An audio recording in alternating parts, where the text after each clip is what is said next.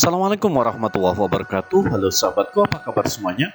Mudah-mudahan kita senantiasa diberikan kesehatan oleh Allah Subhanahu wa Ta'ala. Sahabatku, kembali bertemu dengan channel media edukasi dan dakwah, sebuah channel yang menyajikan tentang tips tutorial dan informasi tentang pendidikan. Sahabatku, pada kesempatan kali ini saya ingin mempersembahkan sebuah video dengan judul Penerapan Pembelajaran Kontekstual pada Kurikulum Merdeka. Silakan simak dan tonton video ini, dan jika video ini bermanfaat untuk sahabat sekalian, mohon dukungannya dengan cara menekan tombol subscribe, like, share, dan komen. Baik sahabatku, silakan simak video selanjutnya.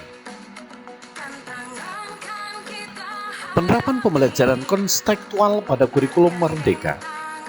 Pada pembelajaran kontekstual yang diterapkan pada kurikulum 2022 atau disebut dengan kurikulum Merdeka, yang beriringan dengan penerapan pembelajaran berbasis proyek. Karena jika melihat lebih dalam mengenai kurikulum Merdeka atau kurikulum 2022 yang memiliki tujuan untuk memulihkan pembelajaran pasca pandemi dan memiliki karakteristik menciptakan profil pelajar Pancasila yang dapat menerapkan pembelajaran sejalan dengan kehidupan. Ia sebagai seorang individu, anggota keluarga, dan anggota bangsa. Sahabatku, dalam penerapan pembelajaran kontekstual pada kurikulum Merdeka ini, bahwasanya kita melihat lebih dalam mengenai kurikulum tersebut, yaitu untuk memulihkan pembelajaran pasca pandemik, di mana di masa pandemik pembelajaran kita sangat drastis sekali menurunnya karena kita lakukan secara daring. Hal ini sejalan dengan konsep dari pembelajaran kontekstual yang menciptakan pembelajaran dapat terhubung dengan kebutuhan dan kemampuan untuk penerapan dalam kehidupan sehari-hari. Bagaimana pembelajaran kontekstual tersebut? Yuk simak informasi lengkap berikut ini. Pengertian pembelajaran kontekstual. Pembelajaran kontekstual yang membantu siswa menghubungi isi pembelajaran dengan di dunia, memotivasi siswa membuat hubungan antara pengetahuan dan penerapannya dengan kehidupan nyata seperti dengan keluarga, sebagai warga negara, penerapan dalam pekerjaan, dan mempersyaratkan belajar dan bekerja keras. Inilah pengertian dari pembelajaran kontekstual, yaitu membantu siswa dalam menghubungkan isi pembelajaran dengan dunia melalui motivasi siswa membuat hubungan antar pengetahuan dan penerapannya. Dalam kelas kontekstual, tugas mendidik adalah membantu siswa mencapai tujuan. Jadi tugas para pendidik dalam pendidikan kontekstual ini yaitu membantu siswa untuk mencapai tujuan. Maksudnya guru lebih banyak berurusan dengan strategi pembelajaran daripada memberikan informasi. Tugas guru mengelola kelas sebagai sebuah tim yang bekerja sama untuk menemukan sesuatu atau informasi yang baru bagi siswa. Ini maksudnya gurunya adalah guru harus banyak memberikan strategi pembelajaran daripada memberikan informasi atau berceramah, melainkan bagaimana cara menyajikan pembelajaran strateginya secara inovatif agar pembelajaran secara kontekstual itu betul-betul mengena kepada peserta didik. Tujuan dari penerapan dan pendekatan pembelajaran kontekstual adalah untuk meningkatkan prestasi belajar siswa melalui pendekatan pemahaman makna. Nah, inilah tujuannya dari pembelajaran kontekstual itu. Siswa itu harus mempunyai pemahaman makna. Jadi setelah pembelajaran secara kontekstual, ya, siswa benar-benar melalui pendekatan pemahaman makna itu betul-betul mendapatkan pengalaman yang baik. Materi pelajaran yang dipelajari dengan mengaitkan antara materi yang dipelajari dengan konteks kehidupan mereka sehari-hari, sebagaimana individu, anggota keluarga, anggota masyarakat, dan anggota bangsa. Nah, inilah bahwa materi dalam kontekstual ini mengaitkan antara materi dengan konteks kehidupan sehari-hari. Karakteristik pembelajaran kontekstual. Pendekatan pembelajaran kontekstual memiliki karakteristik yang berbeda dengan pembelajaran yang lain. Berikut beberapa karakteristik melekat atau menjadi ciri dari pembelajaran kontekstual, yaitu sebagai berikut. Ya, sahabatku, jadi ini beberapa karakteristik yang menjadi ciri khas dari pembelajaran kontekstual. Yang pertama adalah proses pembelajaran.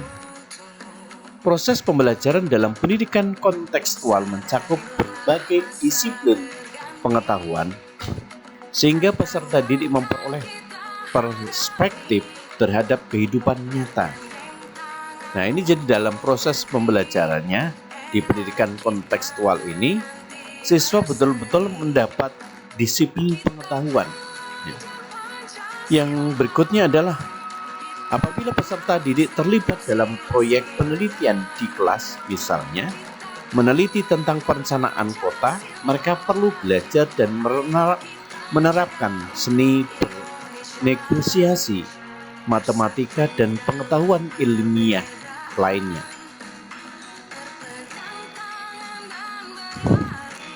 Yang B, tujuan pembelajaran. Dalam tujuan pembelajaran kontekstual, yang pertama, standar disiplin pengetahuan yang ditetapkan secara nasional atau lokal atau asosiasi profesi. Ini yang pertama adalah yaitu tentang standar disiplin pengetahuan. Yang kedua, pengetahuan dan keterampilan yang ditetapkan dalam tujuan memiliki daya guna dan kompetensi tertentu. Jadi yang kedua ini dalam pengetahuan keterampilan itu memiliki daya guna. Dan yang ketiga, untuk mencapai tujuan pembelajaran, siswa perlu menggunakan keterampilan berpikir tingkat tinggi seperti pemecahan masalah, berpikir kritis, dan pembuatan keputusan. Nah, jadi yang ketiga ini pembelajarannya bahwa siswa harus betul-betul membuat berpikir secara tingkat tinggi dan berpikir secara kritis agar menemukan permasalahan-permasalahan dalam kontekstual tersebut. Yang C, pengalaman belajar. Pengalaman belajar dalam pembelajaran kontekstual harus mampu mendorong siswa membuat hubungan konteks internal dan eksternal. Yang berikutnya adalah pengalaman belajar ini akan menghasilkan pemahaman yang lebih mendalam sehingga siswa dalam memperoleh kompetensi memerlukan waktu yang lebih lama. Namun mampu menerapkan pengalaman tersebut dengan cara yang benar dan bermanfaat dalam kehidupan sehari-hari. Dan ini jadi dalam pengalaman belajar bahwasanya siswa itu dihubungkan dengan konteks internal dan eksternal. Diharapkan pengalaman belajar ini akan menghasilkan pemahaman yang lebih mendalam sehingga siswa betul-betul memperoleh kompetensi yang dibutuhkan atau kompetensi yang betul-betul memerlukan waktu yang lebih lama. D, integrasi pendidikan akademik dan karir. Hal ini membantu siswa memahami isi materi pelajaran dan memahami tentang karir atau bidang kajian teknis tertentu. Semua guru baik tim maupun individu berupaya meningkatkan kegiatan belajar untuk mencapai tujuan belajar. Nah, ini yang karakteristik yang dia adalah integrasi pendidikan akademik dan karir. Pendekatan pembelajaran kontekstual. Pembelajaran kontekstual menggunakan berbagai pendekatan mulai dari pendekatan berbasis masalah, menggunakan konsep ganda, pengelompokan peserta didik, dukungan belajar, mengatur diri sendiri, membentuk kelompok belajar, saling bergantung dengan menggunakan asesmen autentik. Nah, ini dalam pendekatan pembelajaran bahwa pembelajaran kontekstual itu adalah pendekatan berbasis masalah umpamanya, kemudian pendekatan menggunakan konsep-konsep ganda, kemudian pendekatan melalui kelompok peserta didik atau kelompok belajar, dan seterusnya. Yang pertama adalah pembelajaran berbasis masalah. Pembelajaran kontekstual dapat dimulai atau masalah yang disimulasikan. Siswa menggunakan keterampilan berpikir kritis dan pendekatan sistemik untuk menemukan masalah atau isu-isu yang muncul. Pendekatan pembelajaran berbasis masalah merupakan pendekatan yang melibatkan peserta didik dalam mengkaji pemecahan masalah yang memandu keterampilan dan konsep dari berbagai isi pembelajaran. Pendekatan ini meliputi perolehan informasi yang berkaitan dengan masalah, mensintesiskan informasi, dan menyajikan temuan kepada orang lain. Nah, inilah pembelajaran berbasis masalah, bahwa pembelajaran kontekstual ini dimulai dari masalah yang disimulasikan. Jadi guru menyajikan sebuah masalah kepada peserta didik, kemudian menggunakan keterampilan berpikir secara kritis dan pendekatan secara sistemik. 2. Penggunaan keragaman konteks.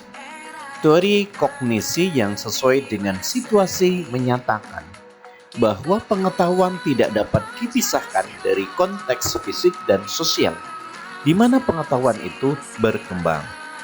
Bagaimana dan di mana seorang memperoleh dan menciptakan adalah hal yang penting. Oleh karena itu, pengalaman pembelajaran kontekstual dapat diperkaya apabila siswa belajar keterampilan di berbagai lingkungan seperti sekolah, tempat kerja, keluarga, dan masyarakat. Nah, inilah dalam pengguna keragaman konteks, yaitu bahwa teori kognisi itu memiliki situasi yang menyatakan bahwa pengetahuan tidak dapat dipisahkan dari konteks fisik dan sosial. Yang ketiga, pengelompokan peserta didik.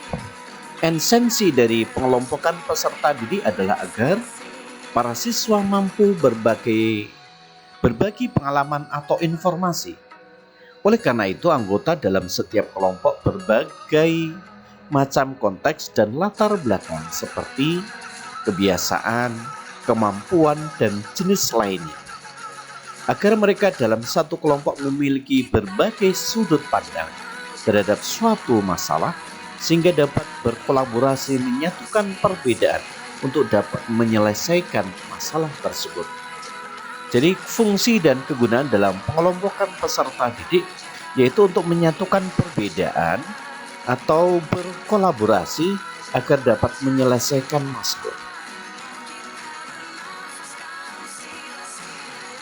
4. Dukungan belajar peserta didik mengatur diri sendiri.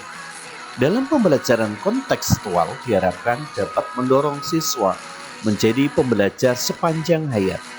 Dalam hal ini, siswa mampu mencari, menganalisis, dan menggunakan informasi yang sedikit atau tanpa bimbingan dari orang lain. Harapannya siswa dapat menjadi individu yang dapat belajar secara mandiri. Itulah dukungan belajar peserta didik, yaitu mengatur diri sendiri. Dalam hal ini, pembelajaran kontekstual diharapkan mendorong siswa untuk menjadi pembelajaran yang sepanjang hayat. Kemudian siswa juga dapat mencari, menganalisa, dan menggunakan informasi yang kemudian tanpa bimbingan oleh orang lain ataupun guru, diharapkan menjadi individu yang dapat belajar secara mandiri. Pembentukan kelompok belajar saling bergantung. Siswa akan dipengaruhi dan akan memberikan kontribusi terhadap pengetahuan dan kepercayaan pada orang lain. Dalam kelompok belajar, sekolah atau tempat lain dimaksudkan untuk berbagi pengetahuan, berfokus pada tujuan, dan memberikan peluang kepada siswa untuk saling membelajarkan. Yang keenam adalah asesmen autentik. Pembelajaran kontekstual dimaksud untuk membangun pengetahuan dan keterampilan secara bermakna dengan melibatkan siswa dalam kehidupan nyata dan konteks autentik. Oleh karena itu, asesmen belajar hendaknya berkaitan dengan metode dan tujuan pembelajaran. Penilaian pembelajaran kontekstual. Penilaian pembelajaran kontekstual menggunakan asesmen autentik. Asesmen autentik menunjukkan bahwa belajar terjadi terpadu dengan proses belajar, mengajar, dan memberikan kesempatan dan arah perbaikan kepada peserta didik.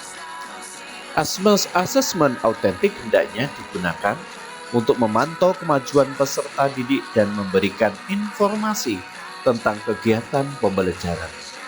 Nah, inilah dalam penilaian pembelajaran kontekstual itu adalah menggunakan penilaian atau asesmen autentik.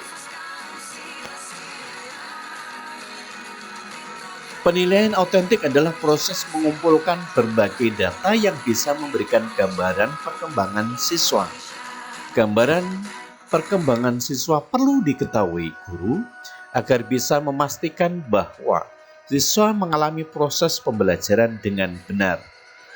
Apabila data yang dikumpulkan guru mengidentifikasikan bahwa siswa mengalami kemacetan belajar, maka guru secara segera mengambil tindakan yang tepat agar peserta terbebas dari kemacetan belajar. Oleh karena itu, gambaran tentang kemajuan belajar itu diperlukan di sepanjang proses pembelajaran. Maka asesmen tidak dilakukan di akhir periode pembelajaran seperti pada kegiatan evaluasi hasil belajar, tetapi bersama secara integrasi tidak terpisahkan dari kegiatan pembelajaran.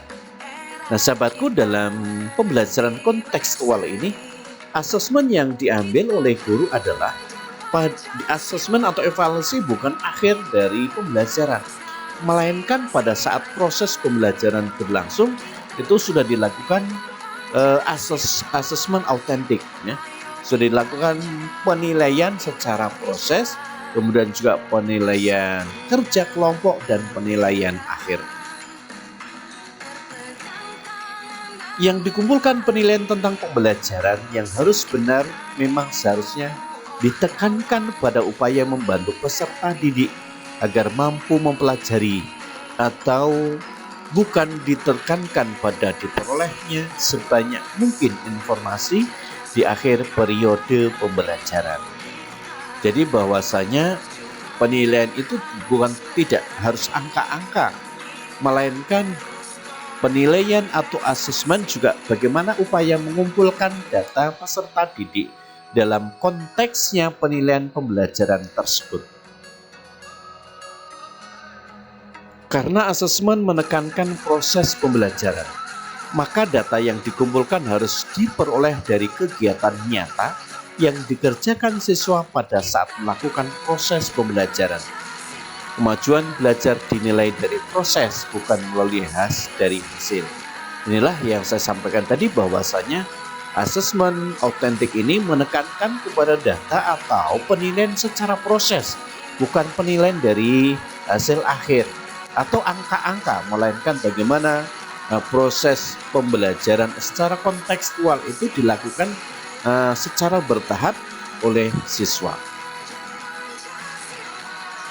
Misalnya dalam pembelajaran bahasa Inggris, siswa yang ucapannya cicus secara lancar, dialah yang nilai tinggi, bukan hasil ulangan tentang grammarnya.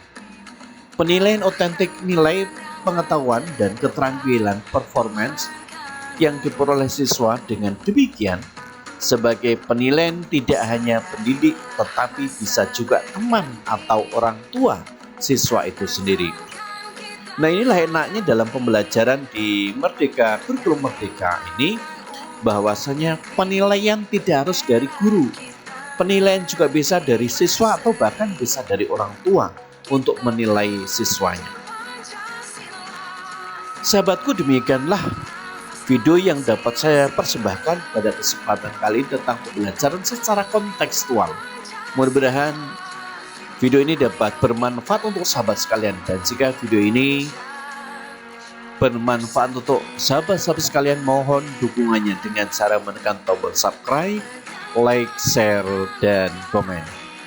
Baik sahabatku, terima kasih sudah menonton videonya, dan silakan simak dan tonton video berikutnya. Terima kasih. Assalamualaikum warahmatullahi wabarakatuh.